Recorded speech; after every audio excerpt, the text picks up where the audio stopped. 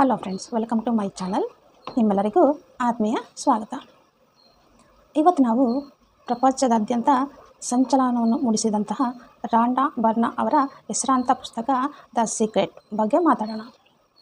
ಒಂದು ಸಲ ಯೋಚನೆ ಮಾಡಿ, ನಾನು ನಿಮಗೆ ನಿಮ್ಮ ಯೋಚನೆಗಳೇ ನಿಮ್ಮ ಜೀವನದ ನಿಜವಾದ ಕೀಲಿಕೈ ಅಂತ ಹೇಳಿದ್ರೆ ನೀವು ಫಸ್ಟ್ ಟೈಮ್ ಕೇಳಬೇಕಾದ್ರೆ ನಮ್ಮದೇ ಇರ್ಬೋದು ಅಲ್ವಾ.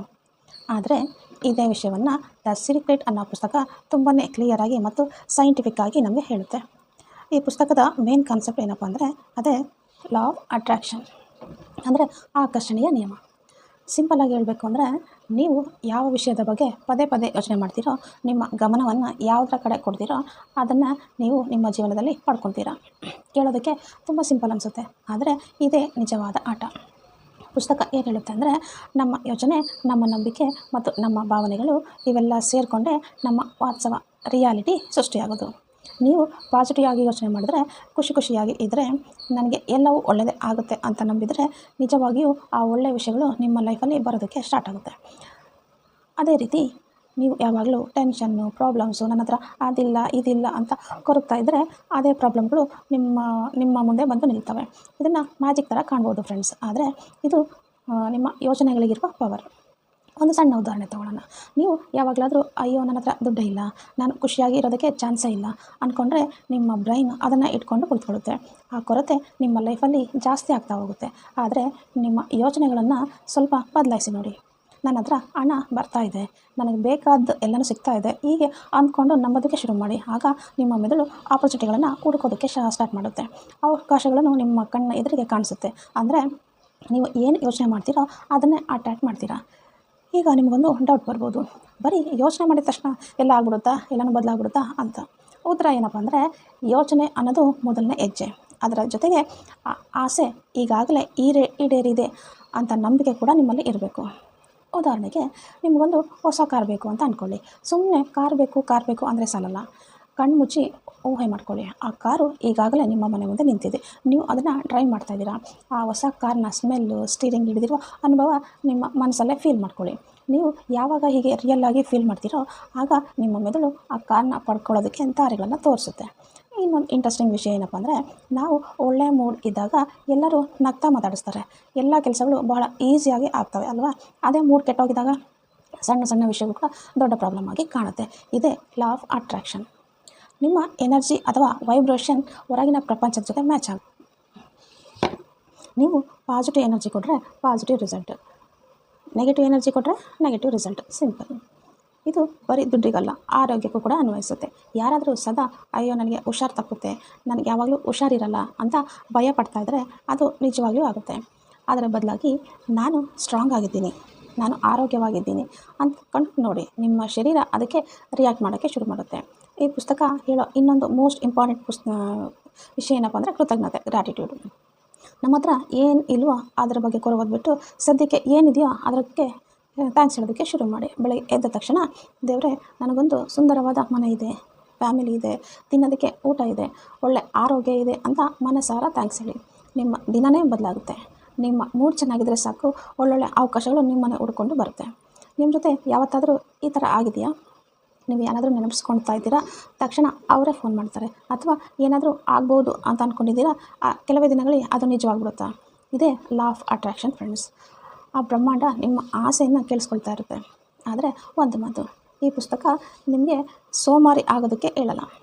ಆಕರ್ಷಣೆ ಮಾತ್ರ ಸಾಕಾಗಲ್ಲ, ಅದ್ರ ಜೊತೆ ಆ್ಯಕ್ಷನ್ ಕೂಡ ಬೇಕು. ನಿಮ್ಮ ಯೋಚನೆ ಕ್ಲಿಯರ್ ಆದಾಗ ನಿಮಗೆ ದಾರಿ ಕಾಣುತ್ತೆ. ಆ ದಾರಿಯಲ್ಲಿ ನೀವು ನಡಿಬೇಕು. ಜೀವನದಲ್ಲಿ ಎಷ್ಟೋ ಸಲ ನಾವು ಪ್ರಾಬ್ಲಮ್ಗಳ ಬಗ್ಗೆ ಯೋಚನೆ ಮಾಡಿ ಇದು ನನ್ನ ಹಣೆ ಬರವೇ ಸರಿಯಿಲ್ಲ ಅಂತ ಅಂದ್ಕೊತೀವಿ. ಆದರೆ ದ ಸೀಕ್ರೆಟ್ ಹೇಳೋದು ಇಷ್ಟೇ, ನಿಮ್ಮ ಫೋಕಸ್ನ ಪ್ರಾಬ್ಲಮ್ ಮೇಲಿಂದ ತೆಗೆದು ಸೊಲ್ಯೂಷನ್ ಕಡೆ ಹಾಕಿ. ನೆಗೆಟಿವಿಂದ ಪಾಸಿಟಿವ್ ಕಡೆ ಶಿಫ್ಟ್ ಮಾಡಿ. ನಿಮ್ಮ ಲೈಫ್ ಚೇಂಜ್ ಆಗೋದ್ರಲ್ಲಿ ಗ್ಯಾರಂಟಿ. ಒಮ್ಮೆ ಯೋಚನೆ ಮಾಡಿ, ನಿಮ್ಮ ಕನಸಿನ ಜೀವನ ಪ್ರತಿದಿನ ರಿಯಲ್ಲಾಗಿ ನಡೀತಾ ಇದ್ದರೆ ಎಷ್ಟು ಚೆನ್ನಾಗಿರುತ್ತೆ ಅಲ್ವಾ. ಉದಾಹರಣೆಗೆ ನಿಮಗೆ ಒಳ್ಳೆ ಕರಿಯರ್ ಬೇಕು. ಈಗಾಗಲೇ ಆ ಕರಿಯರ್ನಲ್ಲಿ ನೀವು ಕೆಲಸ ಮಾಡ್ತಾ ಇದ್ದೀರಾ ಅಂದ್ಕೊಂಡು ಶುರು ಮಾಡಿ. ಖುಷಿಯಾಗಿ ಇದ್ದೀನಿ ಮತ್ತು ತುಂಬ ಸಂಪಾದನೆ ಮಾಡ್ತಾಯಿದ್ದೀನಿ. ಯಾವಾಗ ಈ ಥರದ ಫೋಕಸ್ ಮಾಡ್ತೀರೋ ಆವಾಗ ನಿಮ್ಮ ಮೆದುಳು ಕೂಡ ಅಂತಹದೇ ಅವಕಾಶಗಳನ್ನು, ಅಂತಹದೇ ಒಳ್ಳೆಯ ಜನರನ್ನು ನಿಮ್ಮ ಲೈಫ್ಗೆ ಕರ್ಕೊಂಡು ಬರೋದಕ್ಕೆ ಸ್ಟಾರ್ಟ್ ಮಾಡುತ್ತೆ. ಪುಸ್ತಕ ಇನ್ನೊಂದು ಅದ್ಭುತವಾದ ವಿಷಯ ಹೇಳುತ್ತೆ ಫ್ರೆಂಡ್ಸ್. ಈ ಬ್ರಹ್ಮಾಂಡಕ್ಕೆ ಯಾವುದೇ ಲಿಮಿಟೇಷನ್ಸ್ ಇಲ್ಲ. There is no limitation. ನೀವು ಮನಸಾರೆ ಏನನ್ನು ಬಯಸ್ತೀರೋ ಅದನ್ನೇ ಯೂನಿವರ್ಸ್ ನಿಮಗೆ ಕೊಡುತ್ತೆ. ಆದರೆ ಇದಕ್ಕೆ ಒಂದೇ ವ್ಯತ್ಯಾಸ, ನೀವು ನಿಮ್ಮ ಯೋಚನೆಯನ್ನು ಯಾವ ದಿಕ್ಕಿಗೆ ತೆಗೆದುಕೊಂಡು ಹೋಗ್ತೀರಾ ಅನ್ನೋದ್ರ ಮೇಲೆ ಡಿಪೆಂಡ್ ಆಗಿರುತ್ತೆ. ನೀವು ಅಯ್ಯೋ ಇದು ಕಮ್ಮಿ ಇದೆ, ಇದು ಸಿಗ್ತಿಲ್ಲ ಅಂದ್ಕೊಂಡು ಕೊರತೆ ಬಗ್ಗೆ ಯೋಚನೆ ಮಾಡ್ತಾಯಿದ್ರೆ ಆ ಕೊರತೆನೇ ಹೆಚ್ಚಾಗೋದು. ಅದೇ ನೀವು ಅಬಂಡೆನ್ಸ್ ಅಂದರೆ ನನ್ನ ಹತ್ರ ಬೇಕಾದಷ್ಟು ಇದೆ, ಸಮೃದ್ಧಿಯಾಗಿ ಇದೆ ಅಂತ ಅಂದ್ಕೊಂಡು ಫೀಲ್ ಮಾಡ್ತಾಯಿದ್ರೆ ಆ ಸಮೃದ್ಧಿಯು ನಿಮ್ಮ ಜೀವನದ ಒಳಗೆ ಹರಿದು ಬರುತ್ತೆ. ಇಲ್ಲಿ ನಿಮಗೊಂದು ಪ್ರಶ್ನೆ ಬರ್ಬೋದು, ಹಾಗಾದರೆ ಇವಾಗ ನಾನು ಅಂದ್ಕೊಂಡಿದ್ದು ಇವಾಗಲೇ ನನಗೆ ಎಲ್ಲ ಸಿಗ್ಬೋದೇ? ಉತ್ತರ ಇಲ್ಲ, ಇವಾಗಲೇ ಸಿಗೋದಿಲ್ಲ. ಲಾ ಆಫ್ ಅಟ್ರಾಕ್ಷನ್ ಅನ್ನೋದು ಯಾವುದೇ ಮಾಯದ ದಂಧೆ ಅಥವಾ ಮ್ಯಾಜಿಕ್ ಸ್ಟಿಕ್ ಅಲ್ಲ. ಇದು ನಿಧಾನವಾಗಿ ಕೆಲಸ ಮಾಡೋ ಪ್ರೋಸೆಸ್ಸು. ಫಸ್ಟ್ ನಿಮ್ಮ ಯೋಚನೆ ಬದಲಾಗುತ್ತೆ, ಆಮೇಲೆ ನಿಮ್ಮ ಒಳಗೆ ಒಂದು ಪಾಸಿಟಿವ್ ಎನರ್ಜಿ ಬರುತ್ತೆ. ಆಗ ನಿಮಗೆ ಹೊಸ ಹೊಸ ದಾರಿಗಳು ಕಾಣೋದಕ್ಕೆ ಶುರುವಾಗುತ್ತೆ. ಅದಾದಮೇಲೆ ನಿಧಾನವಾಗಿ ನಿಮ್ಮ ಲೈಫ್ ಬದಲಾಗುತ್ತೆ. ಇದು ಸ್ಟೆಪ್ ಬೈ ಸ್ಟೆಪ್ ಪ್ರೋಸೆಸ್. ನಿಜವಾಗಿಯೂ ದ ಸೀಕ್ರೆಟ್ ಏನು ಹೇಳುತ್ತೆ ಗೊತ್ತಾ? ಜೀವನ ಅನ್ನೋದು ನಮ್ಮ ಯೋಚನೆಯ ಕನ್ನಡಿ ಮುಂದೆ ನಿಂತು ನೀವು ನಕ್ಕರೆ ಅದು ನಗುತ್ತೆ. ನೀವು ಏನನ್ನು ಯೋಚನೆ ಮಾಡ್ತೀರೋ ಅದನ್ನೇ ನೀವು ಪಡೆದುಕೊಳ್ಳುವಿರಿ. ನಿಮಗೆ ಸಕ್ಸಸ್ ಬೇಕು, ಹೆಲ್ತ್ ಬೇಕು, ಪ್ರೀತಿ ಬೇಕು ಅಂತಂದರೆ ಅದನ್ನು ಈಗಲೇ ನಿಮ್ಮ ಮನಸ್ಸಲ್ಲಿ ಮತ್ತು ಹೃದಯದಲ್ಲಿ ಕಲ್ಪನೆ ಮಾಡಿಕೊಳ್ಳಲು ಶುರು ಮಾಡಿಕೊಳ್ಳಿ. ಹೀಗೆ ಒಂದು ಸಾರಿ ನೀವೇ ಯೋಚನೆ ಮಾಡಿ ನೋಡಿ. ದಿನ ಬೆಳಗ್ಗೆ ಎದ್ದು ನನ್ನ ಲೈಫ್ ಸೂಪರಾಗಿದೆ, ನನಗೆ ಬೇಕಾಗಿರೋದೆಲ್ಲ ಸಿಗ್ತಾಯಿದೆ ಅಂತ ನಂಬಿದರೆ ಹೇಗಿರುತ್ತೆ ಅಲ್ವಾ? ಹೋಗ್ತಾ ಹೋಗ್ತಾ ಆ ನಂಬಿಕೆನೇ ನಿಮ್ಮ ರಿಯಾಲಿಟಿ ಆಗಿಬಿಡುತ್ತೆ. ಇದೇ ಈ ಪುಸ್ತಕದ ನಿಜವಾದ ಸೀಕ್ರೆಟ್. ನಿಮ್ಮ ಯೋಚನೆಯೇ ನಿಮ್ಮ ಶಕ್ತಿ. ಈಗ ನಿರ್ಧಾರ ನಿಮ್ಮದು. ನೀವು ಏನನ್ನು ಆಯ್ಕೆ ಮಾಡ್ಕೊತೀರಾ? ಕೊರತೆಯನ್ನು ಅಥವಾ ಸಮೃದ್ಧಿಯನ್ನು, ಭಯವನ್ನು ಅಥವಾ ನಂಬಿಕೆಯನ್ನು, ದುಃಖವನ್ನು ಅಥವಾ ಸಂತೋಷವನ್ನು? ಬ್ರಹ್ಮಾಂಡ ಸದಾ ನಿಮ್ಮ ಆರ್ಡರ್ಗೆ ಕಾಯ್ತಾ ಇರುತ್ತೆ. ನೀವು ಏನು ಕೇಳ್ತೀರೋ ಅದನ್ನೇ ಕೊಡೋದು. Choice is yours. ಈಗ ಈ ವಿಷಯನ ಸ್ವಲ್ಪ ಆಳವಾಗಿ ನೋಡೋಣ. ಒಂದು ಕ್ಷಣ ಕಣ್ಮುಚ್ಚಿ ಯೋಚನೆ ಮಾಡಿ. ನೀವು ಕೂತಿರೋ ಕುರ್ಚಿ ಯೋಚನೆ ಮಾಡಿ. ನೀವು ಕೂತಿರೋ ಕುರ್ಚಿ, ನಿಮ್ಮ ಕೈಯಲ್ಲಿರೋ ಮೊಬೈಲ್, ನಿಮ್ಮ ಸುತ್ತಲಿರುವ ಗಾಳಿ, ಅಷ್ಟೇ ಯಾಕೆ ನಿಮ್ಮ ತಲೆಯಲ್ಲಿ ಓಡ್ತಾ ಇರುವ ಯೋಚನೆಗಳು, ಇವೆಲ್ಲವೂ ಯಾವುದರಿಂದ ಮಾಡಲ್ಪಟ್ಟಿದೆ ಗೊತ್ತಾ? ಉತ್ತರ ಎನರ್ಜಿ ಅಂದರೆ ಶಕ್ತಿ. ಹೌದು ಫ್ರೆಂಡ್ಸ್, ಇದು ಸತ್ಯ. ಈ ಪ್ರಪಂಚದ ಪ್ರತಿಯೊಂದು ವಸ್ತುವು ಶಕ್ತಿಯಿಂದ ಆಗಿದೆ. ಅದೇ ಶಕ್ತಿ ಬೇರೆ ಬೇರೆ ರೂಪದಲ್ಲಿ ನಮ್ಮ ಕಣ್ಣಿಗೆ ಕಾಣಿಸೋದು ಅಷ್ಟೇ. ನೀವು ಕೇಳ್ಬೋದು, ಹಾಗಾದರೆ ಆ ಎನರ್ಜಿ ನಮಗೆ ಯಾಕೆ ಕಣ್ಣಿಗೆ ಕಾಣಿಸೋದಿಲ್ಲ ಅಂತ. ಸಿಂಪಲ್ ಎಕ್ಸಾಂಪಲ್ ತಗೊಳ್ಳೋಣ. ಈಗ ನಿಮ್ಮ ರೂಮಲ್ಲಿ ರೇಡಿಯೋ ವೇವ್ಸ್ ಇದೆ. ನೂರಾರು ಹಾಡುಗಳು ಗಾಳಿಯಲ್ಲಿ ತೇಲ್ತಾ ಇದ್ದಾವೆ. ಆದರೆ ಅದು ನಿಮಗೆ ಕೇಳಿಸ್ತಾ ಇದೆಯಾ? ಇಲ್ಲ ತಾನೇ? ಯಾವಾಗ ನೀವು ರೇಡಿಯೋ ಆನ್ ಮಾಡಿ ಸರಿಯಾದ ಫ್ರೀಕ್ವೆನ್ಸಿಗೆ ಟ್ಯೂನ್ ಮಾಡ್ತೀರೋ ಆಗ ಮಾತ್ರ ಆ ಹಾಡು ಕೇಳಿಸುತ್ತೆ. ಹಾಗೆಯೇ ಎನರ್ಜಿ ಎಲ್ಲ ಕಡೆ ಇದೆ, ಆದರೆ ಅದರ ವೈಬ್ರೇಷನ್ನು ಕಣ್ಣಿಗೆ ಕಾಣಲ್ಲ ಅಷ್ಟೇ. ಅದನ್ನು ನಾವು ಅನುಭವ ಮಾಡಬೇಕು. ಸೈನ್ಸ್ ಕೂಡ ಇದನ್ನು ಹೇಳುತ್ತೆ. ನಮ್ಮ ಪ್ರತಿಯೊಂದು ಯೋಚನೆಗೂ ಒಂದು ವೈಬ್ರೇಷನ್ ಇರುತ್ತೆ. ನೀವು ಬಹಳ ಖುಷಿಯಿಂದ ಇದ್ದಾಗ ಅದನ್ನು ಹೈ ಫ್ರೀಕ್ವೆನ್ಸಿ ಪಾಸಿಟಿವ್ ವೈಬ್ಸ್ ಅಂತ ಕರಿತೀವಿ. ಅದೇ ಬೇಜಾರು, ಕೋಪ, ಟೆನ್ಷನಲ್ಲಿ ಇದ್ದರೆ ಅದು ಲೋ ಫ್ರೀಕ್ವೆನ್ಸಿ ನೆಗೆಟಿವ್ ವೈಬ್ಸ್ ಅಂತ ಕರಿತೀವಿ. ಈ ವೈಬ್ಸ್ ನಿಮ್ಮ ಹತ್ರ ಮಾತ್ರ ಇರೋದಿಲ್ಲ, ಇದು ನಿಮ್ಮಿಂದ ಹೊರಗಡೆ ಪ್ರಪಂಚಕ್ಕೆ ಸ್ಪ್ರೆಡ್ ಆಗುತ್ತೆ.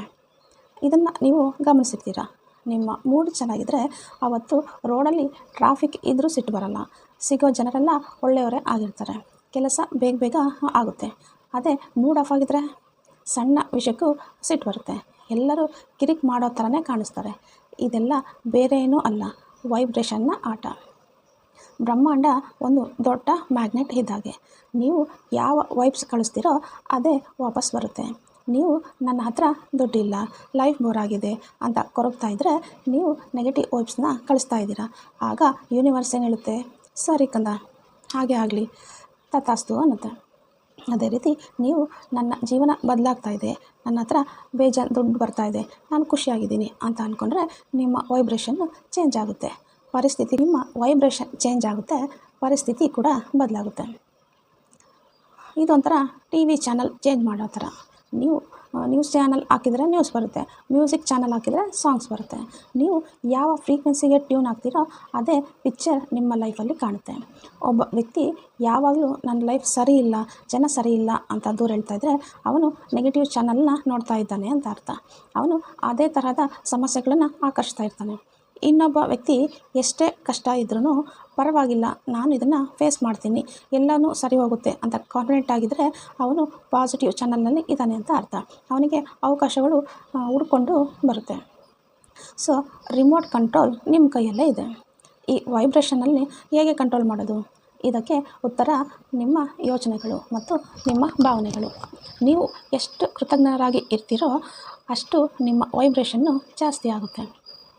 ಯೋಚನೆ ಮಾಡಿ ನೋಡಿ, ನೀವು ಪ್ರತಿದಿನ ಬೆಳಗ್ಗೆ ಎದ್ದು ನಿಮ್ಮ ಬಳಿ ಈಗಾಗಲೇ ಮನೆ, ಫ್ಯಾಮಿಲಿ, ಒಳ್ಳೆ ಆರೋಗ್ಯ, ಊಟ ಇದಕ್ಕೆಲ್ಲ ಮನಸಾರೆ ಥ್ಯಾಂಕ್ ಯು ಗಾಡ್ ಅಂತ ಹೇಳಿದ್ರೆ ನಿಮ್ಮೊಳಗೆ ಎಂತಹ ಪಾಸಿಟಿವ್ ಎನರ್ಜಿ ಬರುತ್ತೆ ಅಲ್ವಾ?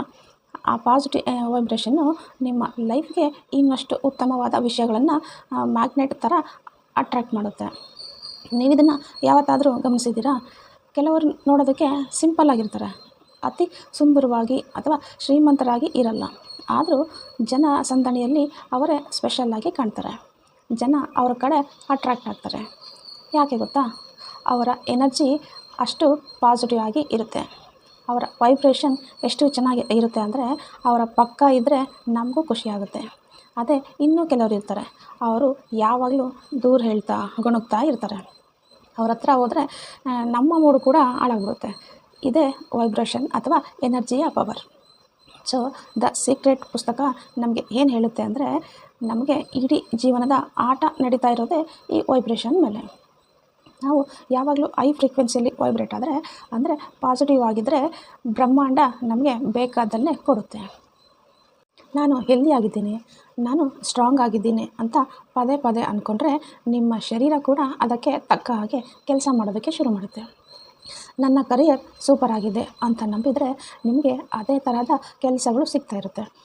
ಆದರೆ ಫ್ರೆಂಡ್ಸ್, ಇಲ್ಲೊಂದು ಸಣ್ಣ ಟ್ವಿಸ್ಟ್ ಇದೆ. ವೈಬ್ರೇಷನ್ ಅನ್ನೋದು ಬರೀ ಬಾಯಿ ಮಾತಿಂದ ಬರೋದಿಲ್ಲ, ಅದು ಬರೋದು ನಿಮ್ಮ ಒಳಗಿನ ಫೀಲಿಂಗ್ಸಿಂದ. ನೀವು ಬಾಯಲ್ಲಿ ನಾನು ಹ್ಯಾಪಿ ಅಂತ ಹೇಳ್ಕೊಂಡು ಮನಸ್ಸೊಳಗೆ ದುಃಖ ಪಡ್ತಾಯಿದ್ರೆ ಅದು ವರ್ಕ್ ಆಗೋಲ್ಲ. ಯಾಕಂದರೆ ನಿಮ್ಮ ವೈಬ್ರೇಷನ್ ಇನ್ನೂ ನೆಗೆಟಿವ್ ಆಗೇ ಇದೆ. ಅದಕ್ಕೆ ಈ ಪುಸ್ತಕ ಹೇಳೋದು, ಫೀಲ್ ಇಟ್.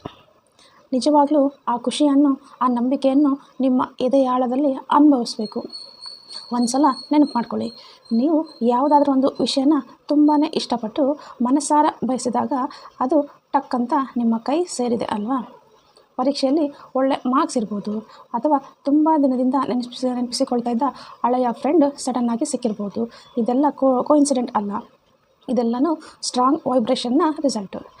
ನಾವು ಪ್ರತಿಯೊಬ್ಬರು ಒಂದು ನಡೆದಾಡುವ ರೇಡಿಯೋ ಸ್ಟೇಷನ್ ಇದ್ದಾಗೆ. ಪ್ರತಿ ಕ್ಷಣ ನಮ್ಮಿಂದ ಸಿಗ್ನಲ್ ಹೊರಗಡೆ ಹೋಗ್ತಾನೆ ಇರುತ್ತೆ. ಆ ಸಿಗ್ನಲ್ ಹೇಗಿರುತ್ತೋ ನಮ್ಮ ರಿಯಾಲಿಟಿ ಕೂಡ ಹಾಗೆ ಇರುತ್ತೆ. ಈಗ ಚೆಕ್ ಮಾಡಿ, ನೀವು ಯಾವ ಸಿಗ್ನಲ್ ಕಳಿಸ್ತಾ ಇದ್ದೀರಾ ಅಂತ. ಪಾಸಿಟಿವ್ನ ಅಥವಾ ನೆಗೆಟಿವ್ನ? ಇನ್ನೊಂದು ಸಲ ಲೈಫಲ್ಲಿ ಏನಾದರೂ ಪ್ರಾಬ್ಲಮ್ ಆದರೆ ದೂರ ಇಡೋದ್ರ ಬದಲು ಹೀಗೆ ಯೋಚಿಸಿ, ಪರವಾಗಿಲ್ಲ, ಇದರಿಂದ ನಾನೇನೋ ಕಲಿತೆ, ಮುಂದೆ ಎಲ್ಲದೇ ಒಳ್ಳೆಯದೇ ಆಗುತ್ತೆ. ನೀವು ಈಗ ಅಂದ್ಕೊಂಡ ಕೂಡಲೇ ನಿಮ್ಮ ಎನರ್ಜಿ ಶಿಫ್ಟ್ ಆಗುತ್ತೆ. ಯಾವಾಗ ಎನರ್ಜಿ ಶಿಫ್ಟ್ ಆಗುತ್ತೋ ಬ್ರಹ್ಮಾಂಡ ನಿಮಗೋಸ್ಕರ ಹೊಸ ದಾರಿಯನ್ನು ಓಪನ್ ಮಾಡಿರುತ್ತೆ. ಈ ಬ್ರಹ್ಮಾಂಡ ಒಂದು ದೊಡ್ಡ ಡ್ಯಾನ್ಸ್ ಫ್ಲೋರ್ ಇದ್ದಾಗೆ. ಎನರ್ಜಿನೇ ಅಲ್ಲಿನ ಮ್ಯೂಸಿಕ್. ನೀವು ಪಾಸಿಟಿವ್ ಟ್ಯೂನ್ ಹಾಕಿದರೆ ಲೈಫ್ ಕೂಡ ಮಜವಾಗಿ ಡ್ಯಾನ್ಸ್ ಮಾಡುತ್ತೆ. ಅದೇ ಬೇಸರದ ಟ್ಯೂನ್ ಹಾಕಿದರೆ ಲೈಫ್ ಕೂಡ ಬೋರ್ ಆಗುತ್ತೆ. ಕೊನೆಯದಾಗಿ ಸಿಂಪಲ್ಲಾಗಿ ಹೇಳಬೇಕಂತಂದರೆ, ಎವ್ರಿಥಿಂಗ್ ಈಸ್ ಎನರ್ಜಿ. ಈಗ ಚಾಯ್ಸ್ ನಿಮ್ಮದು. ನೀವು ಹೈ ವೈಬ್ರೇಷನಲ್ಲಿ ಬದುಕ್ತೀರೋ ಅಥವಾ ಲೋ ವೈಬ್ರೇಷನಲ್ಲಿ ಕೊರಗ್ತೀರೋ ಅದು ನಿಮಗೆ ಬಿಟ್ಟಿದ್ದು. ನೆನಪಿರಲಿ, ಲೈಕ್ ಅಟ್ರ್ಯಾಕ್ಟ್ಸ್ ಲೈಕ್. ಬೆಳಗ್ಗೆ ಎದ್ದ ತಕ್ಷಣ ಒಂದು ಸಣ್ಣ ವಿಷಯಕ್ಕೆ ಮೂಡ್ ಹಾಳು ಮಾಡಿಕೊಂಡ್ರೆ ದಿನ ಪೂರ್ತಿ ಹಾಳಾಗೋದು ಯಾಕೆ ಗೊತ್ತಾ?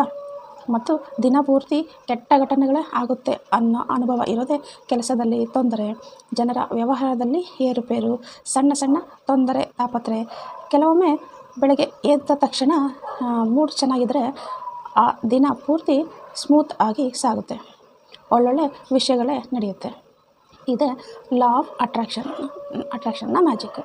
ನಿಮ್ಮ ಮೂಡ್ ಮತ್ತು ನಿಮ್ಮ ಯೋಚನೆಗಳೇ ಇವತ್ತು ನಿಮ್ಮ ದಿನ ಹೇಗಿರಬೇಕು ಅನ್ನೋದನ್ನು ಡಿಸೈಡ್ ಮಾಡುತ್ತೆ. ವಾಸ್ತವದಲ್ಲಿ ಈ ಬ್ರಹ್ಮಾಂಡ ಪ್ರತಿ ಕ್ಷಣವೂ ನಿಮ್ಮ ಯೋಚನೆಗಳನ್ನು ಕೇಳಿಸ್ಕೊಳ್ತಾ ಇರುತ್ತೆ. ಇಲ್ಲಿ ಒಂದು ಸೀಕ್ರೆಟ್ ಹೇಳ್ತೀನಿ, ಕೇಳಿ. ನೀವು ನನಗಿದು ಬೇಕು ಅಂತ ಕೇಳಿದ್ರೂ ಅಥವಾ ಇದು ನನಗೆ ಬೇಡ ಅಂತ ಕೇಳಿದ್ರೂ ಬ್ರಹ್ಮಾಂಡಕ್ಕೆ ವ್ಯತ್ಯಾಸ ಗೊತ್ತಾಗಲ್ಲ. ನೀವು ಯಾವ ವಿಚಾರದ ಮೇಲೆ ಜಾಸ್ತಿ ಫೋಕಸ್ ಮಾಡ್ತೀರೋ, ಗಮನ ಕೊಡ್ತೀರೋ ಅದನ್ನೇ ನಿಮಗೆ ವಾಪಸ್ ಕೊಡುತ್ತೆ. ಉದಾಹರಣೆಗೆ, ನೀವು ಆಫೀಸ್ಗೆ ಅಥವಾ ಕಾಲೇಜ್ಗೆ ಹೋಗುವಾಗ ಅಯ್ಯೋ ಲೇಟ್ ಆಗಬಾರ್ದು ಅಂತ ಟೆನ್ಷನ್ ಮಾಡಿಕೊಂಡ್ರೆ ನೀವು ಕೊನೆಗೆ ಲೇಟ್ ಆಗೋದು ಗ್ಯಾರಂಟಿ. ಯಾಕೆ ಗೊತ್ತಾ? ನಿಮ್ಮ ಮನಸ್ಸು ಲೇಟ್ ಅನ್ನೋ ಪದದ ಮೇಲೆ ಫೋಕಸ್ ಮಾಡ್ತಾ ಇದೆ. ಬ್ರಹ್ಮಾಂಡ ನಿಮಗೆ ಅದನ್ನೇ ಕೊಡುತ್ತೆ. ಅದೇ ನೀವು ನಾನು ಕರೆಕ್ಟ್ ಟೈಮ್ಗೆ ತಲುಪ್ತೀನಿ, ಆರಾಮಾಗೂ ಹೋಗ್ತೀನಿ ಅಂತ ಯೋಚನೆ ಮಾಡಿ ನೋಡಿ. ನಿಮ್ಮ ಗಮನ ಸರಿಯಾದ ಸಮಯದ ಮೇಲೆ ಇರುತ್ತೆ. ಆಗ ಟ್ರಾಫಿಕ್ ಇದ್ರೂ ನೀವು ದಾರಿ ಸಿಗುತ್ತೆ. ನೀವು ಟೈಮ್. ಇನ್ನೊಂದು ಬೆಸ್ಟ್ ಎಕ್ಸಾಂಪಲ್ ಅಂದರೆ ಸ್ಟೂಡೆಂಟ್ಸ್. ಒಬ್ಬ ಸ್ಟೂಡೆಂಟ್ ಇರ್ತಾನೆ, ಅವನು ಎಷ್ಟೇ ಓದಿದರೂ ಅಯ್ಯೋ ಎಕ್ಸಾಮ್ ತುಂಬ ಕಷ್ಟ ಇರುತ್ತೆ, ನಾನು ಫೇಲ್ ಆಗಬಹುದು ಅಂತ ಭಯ ಪಡ್ತಾ ಇರ್ತಾನೆ. ಕೊನೆಗೇನಾಗುತ್ತೆ, ಆ ಭಯದಲ್ಲೇ ಗೊತ್ತಿರೋ ಉತ್ತರ ಕೂಡ ಮರ್ತೋಗ್ಬಿಡುತ್ತೆ. ಅವನ ಪರ್ಫಾರ್ಮೆನ್ಸ್ ಹಾಳಾಗುತ್ತೆ. ಅದೇ ಇನ್ನೊಬ್ಬ ಸ್ಟೂಡೆಂಟ್ ಇರ್ತಾನೆ, ಅವನು ತನ್ನ ಮೇಲೆ ತುಂಬ ನಂಬಿಕೆ ಇರುತ್ತೆ. ನಾನು ಚೆನ್ನಾಗಿ ಓದಿದ್ದೀನಿ, ನಾನು ಕಾನ್ಫಿಡೆಂಟ್ ಇದೆ, ನಾನು ಎಕ್ಸಾಮ್ ಸೂಪರಾಗಿ ಬರಿತೀನಿ ಅಂತ ಅಂದ್ಕೊತಾನೆ. ಅವನ ಮನಸ್ಸು ಶಾಂತವಾಗಿರುತ್ತೆ, ರಿಸಲ್ಟ್ ಕೂಡ ಅಷ್ಟೇ ಸೂಪರಾಗಿ ಬರುತ್ತೆ. ಇದೇ ಲಾ ಆಫ್ ಅಟ್ರಾಕ್ಷನ್ ಫ್ರೆಂಡ್ಸ್. ನಮ್ಮ ಮನಸ್ಸು ಒಂಥರ ತೋಟ ಇದ್ದಾಗೆ. ನೀವು ಆ ತೋಟದಲ್ಲಿ ಯಾವ ಬೀಜ ಬಿತ್ತೀರೋ ಅದೇ ಗಿಡ ಬೆಳೆಯೋದು ಅಲ್ವಾ?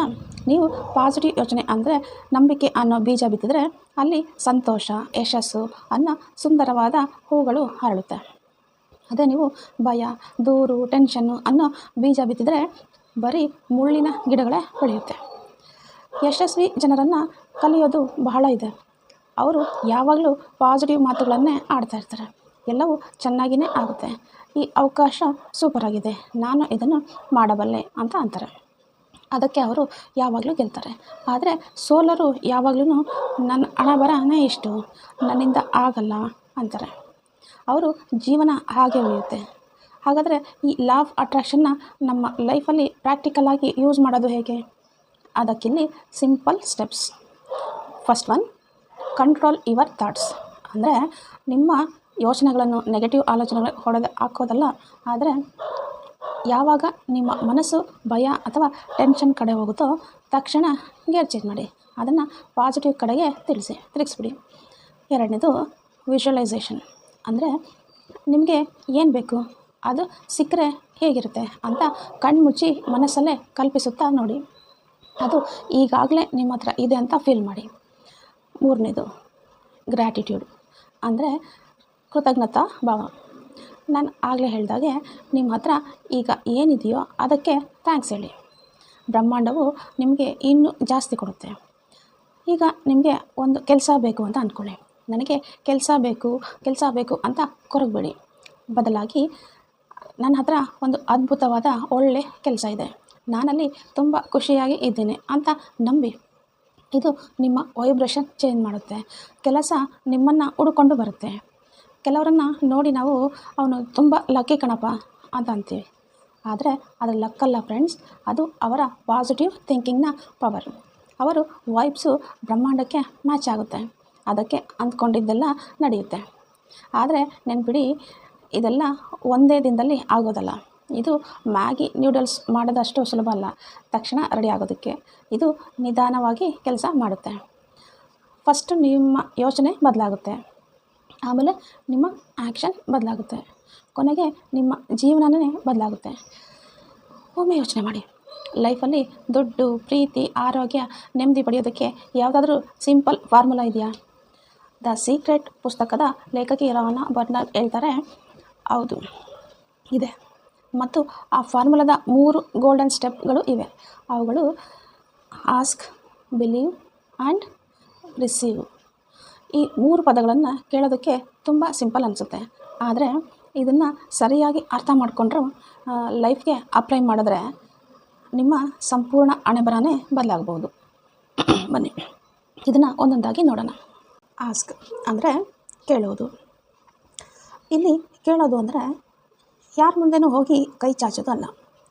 ಇದರ ಅರ್ಥ ಏನಪ್ಪ ಅಂದರೆ ಬ್ರಹ್ಮಾಂಡಕ್ಕೆ ಅಥವಾ ಯೂನಿವರ್ಸ್ಗೆ ನಿಮ್ಮ ಆಸೆ ಏನು ಅಂತ ಸ್ಪಷ್ಟವಾಗಿ ಕ್ಲಿಯರಾಗಿ ಹೇಳೋದು. ಇಲ್ಲಿ ಪ್ರಾಬ್ಲಮ್ ಏನಾಗುತ್ತೆ ಗೊತ್ತಾ?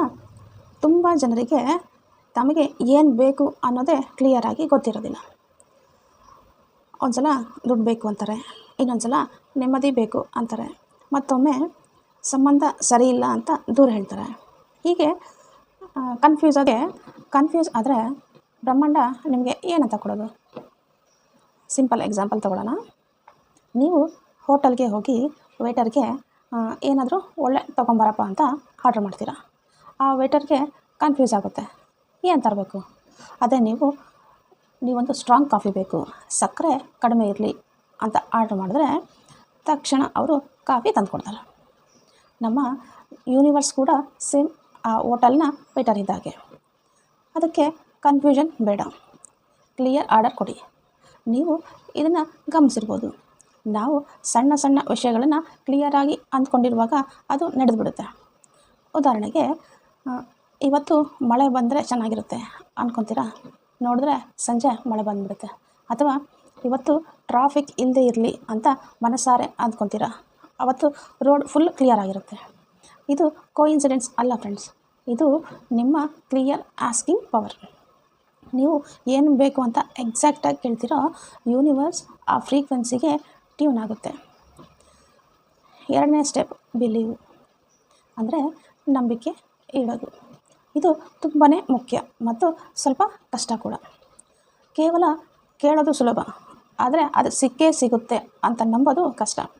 ಲೆಕ್ಕಕ್ಕೆ ರಾಂಡಾ ಬರ್ನ್ ಹೇಳ್ತಾರೆ, ನಿಮಗೆ ಬೇಕಾಗಿರುವ ವಸ್ತು ಈಗಾಗಲೇ ನಿಮ್ಮ ಹತ್ರ ಇದೆ ಅಂತ ಫೀಲ್ ಮಾಡಿ, ಅನುಭವಿಸಿ. ಒಂದು ಸೂಪರ್ ಉದಾಹರಣೆ ತಗೊಳ್ಳೋಣ. ನೀವು ಆನ್ಲೈನಲ್ಲಿ ಅಮೆಝಾನ್ ಅಥವಾ ಫ್ಲಿಪ್ಕಾರ್ಟ್ ಅಥವಾ ಮೀಶೋ ಒಂದು ಫೋನ್ ಆರ್ಡ್ರ್ ಮಾಡ್ತೀರಾ ಅಂತ ಅಂದ್ಕೊಳ್ಳಿ. ಪೇಮೆಂಟ್ ಮಾಡಿದ ಮೇಲೆ ಅದು ಮನೆಗೆ ಬರುತ್ತೋ ಇಲ್ವೋ ಅಂತ ಡೌಟ್ ಪಡ್ತೀರಾ? ಇಲ್ಲ ತಾನೆ. ಮಧ್ಯೆ ಮಧ್ಯ ಡೆಲಿವರಿ ಬಾಯ್ಗೆ ಬರ್ತಿದೆಯಾ ಅಂತ ಕೇಳ್ತಾ ಇರ್ತೀರಾ? ಇಲ್ಲ ಅಲ್ವಾ?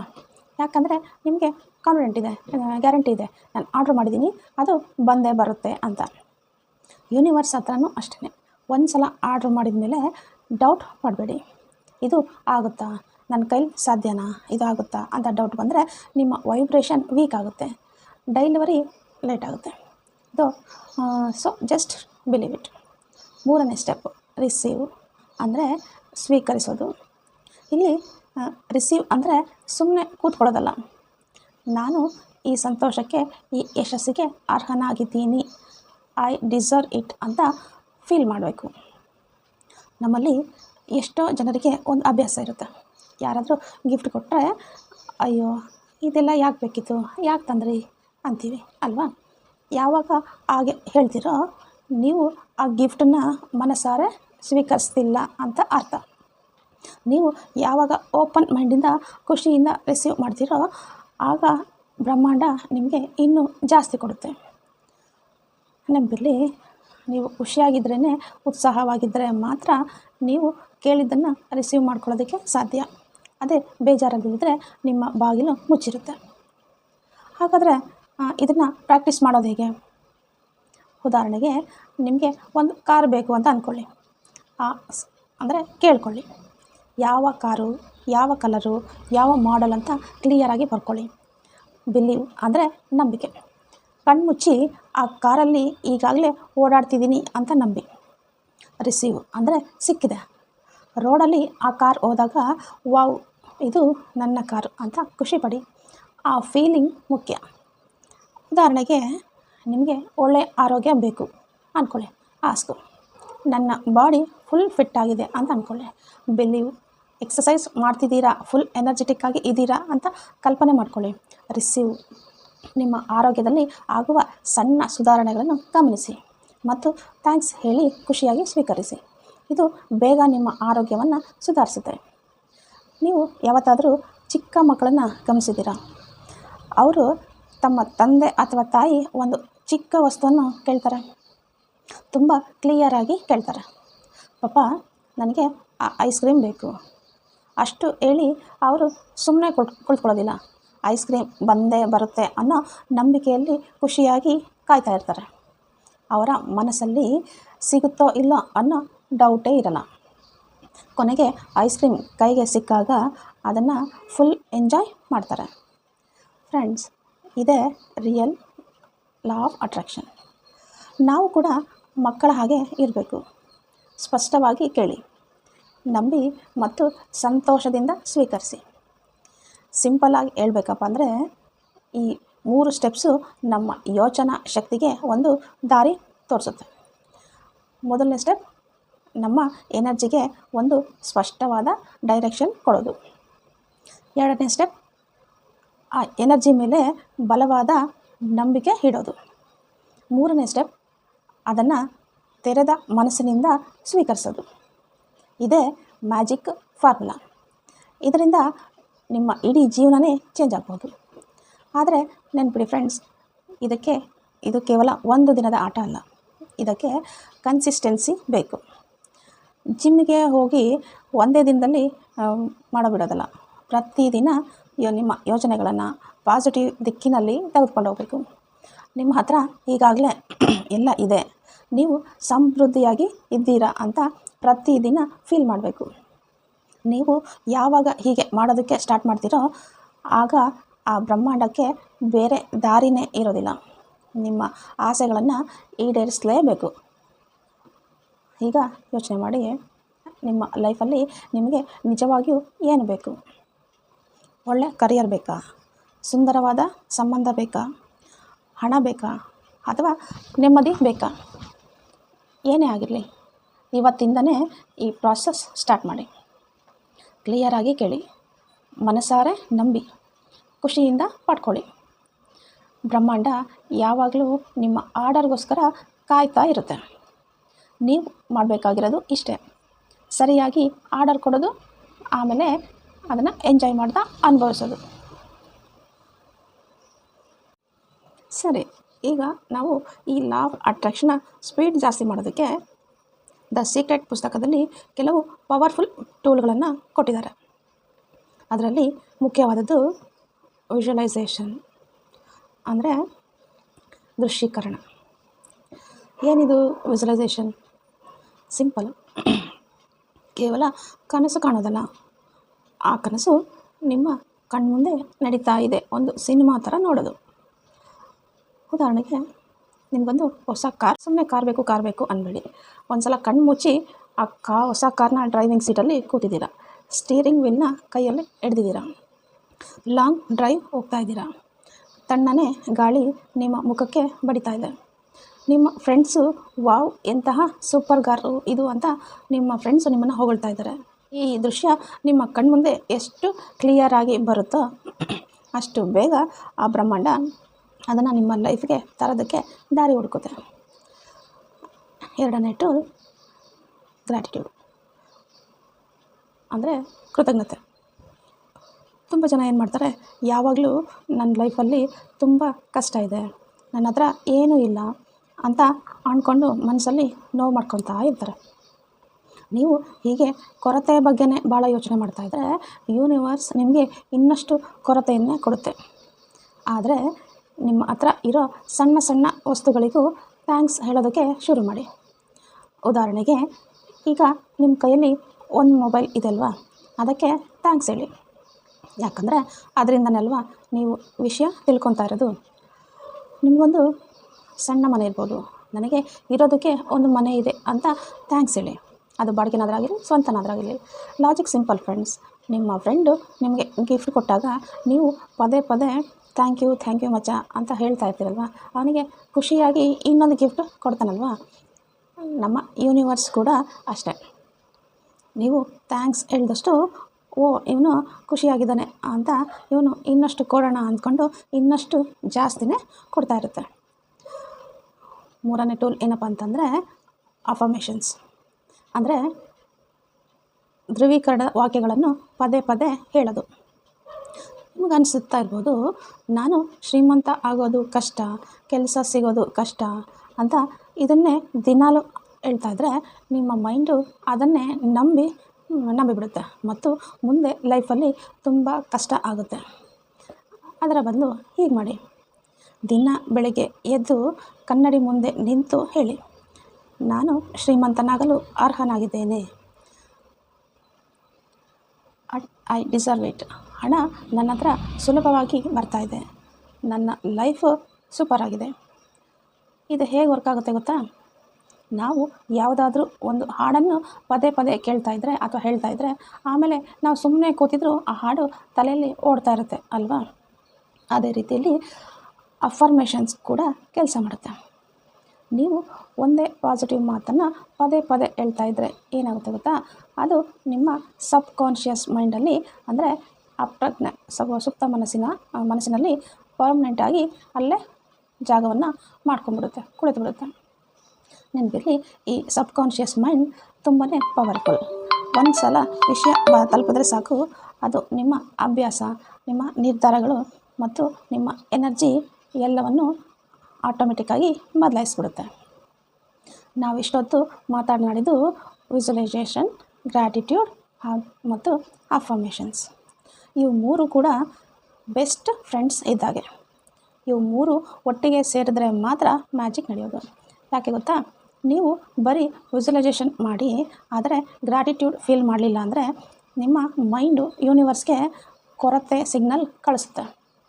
ನೀವು ಬರೀ ಗ್ರ್ಯಾಟಿಟ್ಯೂಡ್ ಮಾಡಿದ ಮೇಲೆ ಕನಸುಗಳನ್ನು ವಿಜುವಲೈಸೇಷನ್ ಮಾಡಿಲ್ಲ ಅಂತಂದರೆ ಯೂನಿವರ್ಸ್ಗೆ ನೀವು ಏನು ಕೇಳ್ತಾ ಇದ್ದೀರಾ ಅಂತಲೇ ಅರ್ಥ ಆಗಲ್ಲ ಮತ್ತು ಅದಕ್ಕೆ ಡೈರೆಕ್ಷನ್ ಇರಲ್ಲ. ಇನ್ನು ನೀವು ಬರೀ ಅಫರ್ಮೇಷನ್ಗಳನ್ನ ಹೇಳಿದ ಮೇಲೆ ಅದನ್ನು ಫೀಲ್ ಮಾಡಲಿಲ್ಲ ಅಂತಂದರೆ ಅವು ಬರೀ ಖಾಲಿ ಪದಗಳಾಗ್ಬಿಡ್ತವೆ. ಆದರೆ ಫ್ರೆಂಡ್ಸ್, ಯಾವಾಗ ಈ ಮೂರು ಒಂದಾಗುತ್ತೋ ಆಗ ಮಾತ್ರ ನಿಮ್ಮ ಮೈಂಡು ಯೂನಿವರ್ಸ್ ಒಂದೇ ವೇವ್ ಮೇಲೆ ಸಿಂಕ್ ಆಗುತ್ತೆ. ಇಲ್ಲಿ ನಿಮಗೊಂದು ಸಿಂಪಲ್ ಚಾಲೆಂಜ್ ಇದೆ. ಪ್ರತಿದಿನ ಬೆಳಗ್ಗೆ ಜಸ್ಟ್ 15 ನಿಮಿಷ ಕೊಡಿ. ಮೊದಲ 5 ನಿಮಿಷ ವಿಜುವಲೈಸೇಷನ್ ಮಾಡಿ. ನಿಮ್ಮ ಡ್ರೀಮ್ ಲೈಫ್ ಹೇಗಿರಬೇಕು ಅಂತ ಕಣ್ಮುಚ್ಚಿ ಸಿನಿಮಾ ಥರ ಫೀಲಿಂಗ್ ಮಾಡ್ತಾ ನೋಡಿ. ಮುಂದಿನ 5 ನಿಮಿಷ ಗ್ರ್ಯಾಟಿಟ್ಯೂಡ್. ನಿಮ್ಮ ಹತ್ರ ಏನು ಇರುತ್ತೋ ಅದಕ್ಕೆ ಮನಸ್ಸಾರ ಥ್ಯಾಂಕ್ಸ್ ಬರೀರಿ. ಕೊನೆಗೆ 5 ನಿಮಿಷ ಅಫರ್ಮೇಷನ್ಸ್. ನಾನು ಸೂಪರ್ ಆಗಿದ್ದೀನಿ, ನಾನು ಸ್ಟ್ರಾಂಗ್ ಆಗಿದ್ದೀನಿ ಅಂತ ಜೋರಾಗಿ ಹೇಳ್ಕೊಳ್ಳಿ. ಹೀಗೆ ಹೇಳಲು ಪ್ರತಿದಿನ ಶುರು ಮಾಡಿದರೆ ಆ ದಿನ ಪೂರ್ತಿ ನಿಮ್ಮಲ್ಲಿ ಪಾಸಿಟಿವ್ ಎನರ್ಜಿ ತುಂಬಿರುತ್ತೆ. ದಿನದ ಆರಂಭ ಪಾಸಿಟಿವ್ ಆಗಿದ್ದರೆ ರಿಸಲ್ಟ್ ಕೂಡ ಪಾಸಿಟಿವ್ ಆಗೇ ಇರುತ್ತೆ. ತುಂಬ ಜನ ಕೇಳಬಹುದು, ಇದೆಲ್ಲ ಕೇಳೋದಕ್ಕೆ ಚೆನ್ನಾಗಿದೆ, ಆದರೆ ಇದನ್ನು ನಿಜವಾಗ್ಲೂ ಕೆಲಸ ಮಾಡುತ್ತಾ? ಉತ್ತರ ಹೌದು, ಖಂಡಿತ ಕೆಲಸ ಮಾಡುತ್ತೆ. ಸೈಕಾಲಜಿ ಏನು ಹೇಳುತ್ತಪ್ಪ ಅಂದರೆ, ನಾವು ಯಾವುದಾದ್ರೂ ವಿಷಯವನ್ನು ಸ್ಟ್ರಾಂಗಾಗಿ ವಿಜುವಲೈಸೇಷನ್ ಮಾಡಿದ್ರೆ ನಮ್ಮ ಬ್ರೈನ್ಗೆ ಇದು ನಿಜನಾ ಅಥವಾ ಕಲ್ಪನೆನಾ ಅಂತ ವ್ಯತ್ಯಾಸನೇ ಗೊತ್ತಾಗೋದಿಲ್ಲ. ಉದಾಹರಣೆಗೆ, ನೀವೊಂದು ದೊಡ್ಡ ಸ್ಟೇಜ್ ಮೇಲೆ ಸ್ಪೀಚ್ ಕೊಡ್ತಾ ಇದ್ದೀರಾ ಅಂತ ಕಣ್ಮುಚ್ಚಿ ಇಮ್ಯಾಜಿನೇಷನ್ ಮಾಡಿಕೊಂಡ್ರೆ ಆ ಕ್ಷಣದಲ್ಲಿ ನಿಮ್ಮ ಬ್ರೈನು ಇದು ನಿಜವಾಗ್ಲೂ ನಡೀತಿದ್ದೇನೆ ಅಂತ ಅಂದ್ಕೊಳ್ಳುತ್ತೆ. ಕಾನ್ಫಿಡೆನ್ಸ್ ಬೂಸ್ಟ್ ಆಗುತ್ತೆ. ಇದೇ ಥರನೇ ಅಲ್ವಾ, ದೊಡ್ಡ ಅಥ್ಲೆಟಿಕ್ಸ್ ಮ್ಯಾಚ್ ಆಡೋಕ್ಕೂ ಮುಂಚೆ ತಾವು ಗೆದ್ದಿರೋ ಥರ ಮೈಂಡ್ನಲ್ಲೇ ವಿಜುವಲೈಸೇಷನ್ ಮಾಡ್ಕೊಳ್ತಾರೆ. ಒಂದು ಸಲ ಹೀಗೆ ಯೋಚನೆ ಮಾಡಿ, ನೀವು ಇವತ್ತು ಕನಸಿನಲ್ಲಿ ಕಂಡಿದ್ದು ನಾಳೆ ಬೆಳಗ್ಗೆ ನಿಜ ಆದರೆ ಎಷ್ಟು ಖುಷಿ ಇರುತ್ತೆ ಅಲ್ವಾ?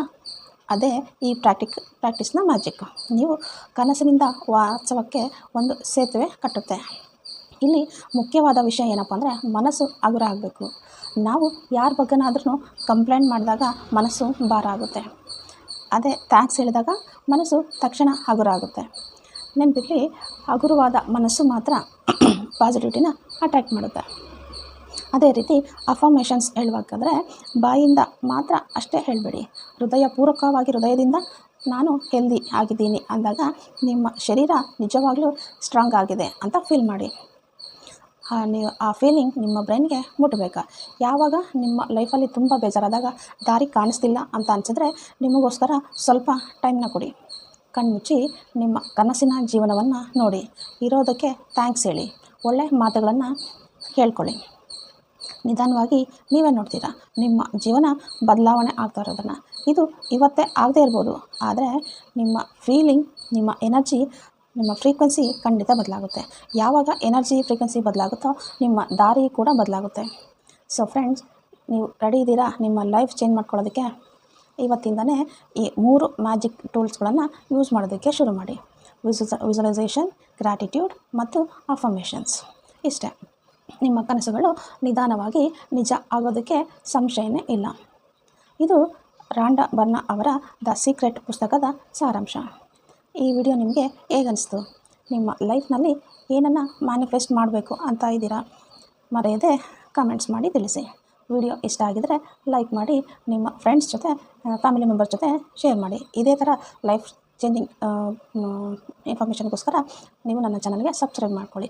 ಮುಂದಿನ ವಿಡಿಯೋದಲ್ಲಿ ಸಿಗೋಣ. ಅಲ್ಲಿವರೆಗೂ take care, bye and be positive, and thank you for watching.